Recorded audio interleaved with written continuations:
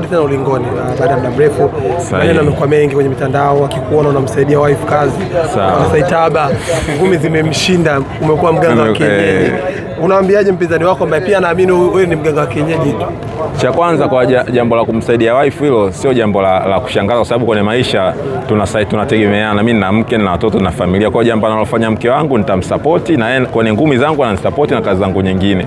Kwa hiyo mashabiki zangu waondoe shaka, mimi kwenye ngumi bado nipo, na kama hivi mnaona nimepata fight kali, kama hivi tumesaini mikataba pale. Kwa hiyo siku ya siku mtaona tuje nakujaje au inakuwa vipi, lakini maneno kwa sisi mabondia, cha msingi mimi ninachojua katika uzoefu wangu wa boxing, bondia inabidi sana uoneshe vitendo, sio maneno. Kwa hiyo mimi naahidi tu mashabiki na wapenzi wa boxing, hiyo tarehe 24 mwezi wa 7 mtajionea maajabu, au mtaona mtu anavodondoka, mtu anavokufa, ndio kwa sababu ndio michezo yetu ilivyo.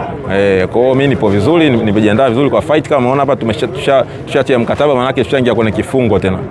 Tuingia kwenye ndoa. Kwenye ndoa kama nilivyosema mwanzo.